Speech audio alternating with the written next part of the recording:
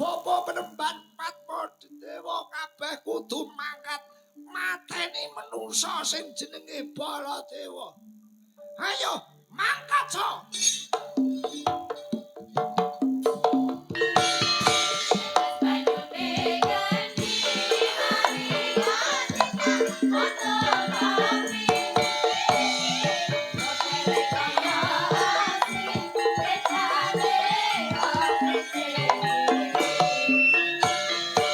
Netes banyu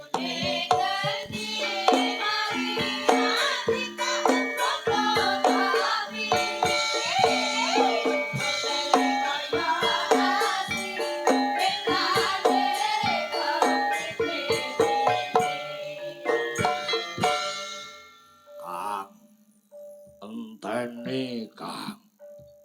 Aku ya rombongan setan. Wah, dadi setan saiki iki rekoso. Menungsa wis ora wedi karo setan. Aduh yo. Cilaka tenan dadi setan dasare cangkemku amba. Aduh Gusti nyuwun ngapura. Biyen nalika kula isih urip ning alam donya senenganku rasan-rasan tangga, ngrasani kanca, tak rasani elek-elek. Nganti suwengi ngrasani wong entuk 120. Aduh, kula kapok Gusti. Upami kula saged gesang malih, kula mboten badhe gibah malih. Kula mboten badhe rasan-rasan sing elek-elek. Kula kapok Gusti. Kang, enteni Kang.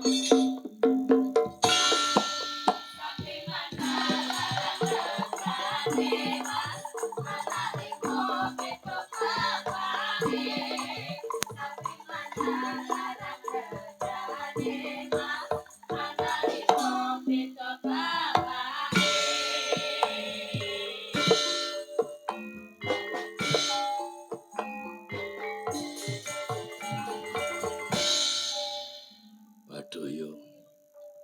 Dadi setan kok rekasane ngene. Gegeden ndas. Aduh arep mlaku kok nyawang kok ketok le klepyur racetha. Nyuwun ngapura Gusti. Nyuwun ngapura. Biyen urip kula teng alam donya kula dadi wong sing sombong. Kula biyen senengane umuk, kemaki sombong gleleng. Bareng mati malah dadi setan gedhe ndase. Upami kula saged gesang malih, kula kapok mboten badhe umuk, kula mboten badhe sombong Gusti. Nyuwun ngapura Gusti. Aduh yo. Kenging napa ndas kula gedhi kok manuk kula cilik. Mbok diwalik. Aduh. Kula kapok. Kang, aku melu Kang teni Kang.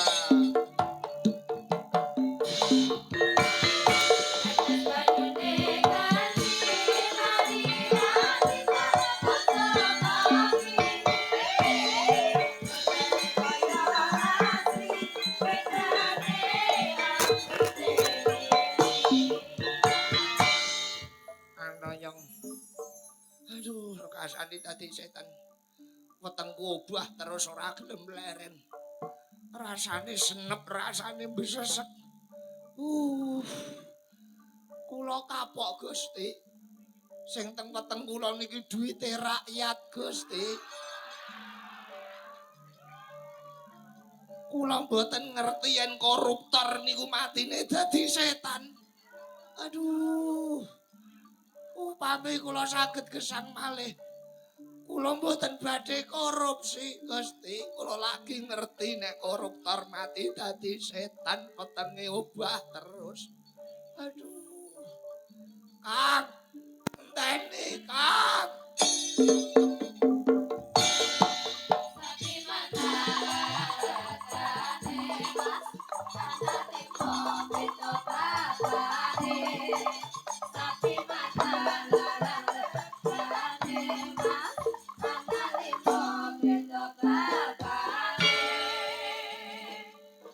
Aduh, aduh, kesele pegele. Waduh dadi setan kok bokongku obah dhewe. Ora gelem leren. Kapok Gusti. Biyen urip kula teng alam donya senengane nyebleki bokonge purel Gusti. Kula ceblek mboten kula bayar. Aduh. Nganti kula ninggal KTP Gusti.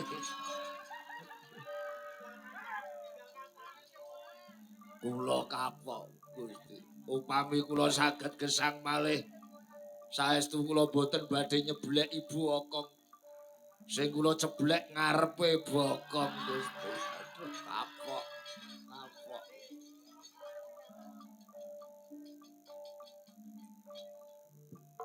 Aduh yo.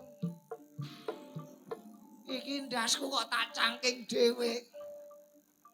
Ndasku kok ora manggon ning gone. Aduh, ndasku kok malah manggon ning ngisor. Aduh yo. Kapok Gusti. Biyen urip kula teng donya senengan kula ndemeni tangga Gusti. Ora ngerti nek matine dadi setan kok ya. Aduh. Ngerti apa ngono? Tak bayar.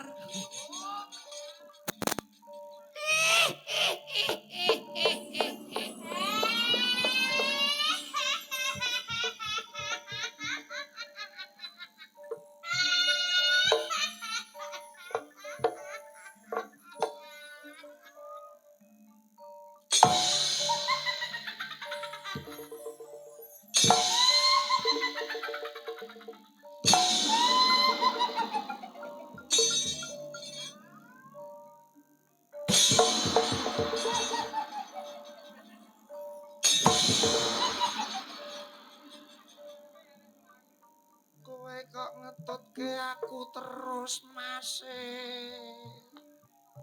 Aku dadi setan mergo dapurmu Dik. Aku rekoso mergo kowe ngeboti cah wedok. Sebabe apa?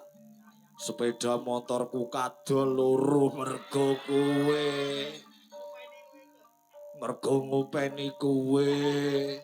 Mas Munce. Yo. Ning biyen uripmu ning donya lak kepenak. Kepenak nuruti kowe. Mergo golek pesugihan.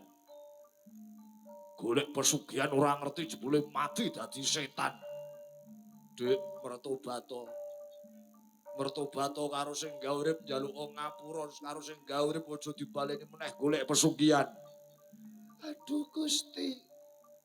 Kula nyuwun ngapura. Upami kula saged gesang malih, kula mboten badhe golek pesugihan. Kula badhe golek kemelaratan Gusti. Ora ana wong urip kok golek kemelaratan. Urip kok angel. Golek pesugihan kleru, golek kemelaratan salah. Nyambut gawe sing berkah, sing halal. Aja dibaleni meneh. Ayo golek pengruwatan. Golek pangruwatan, kabare mengko esuk ning kene ana ruwatan. Melu yo, Kang. Ayo ben sempurna patine awake dhewe. Mangkaca.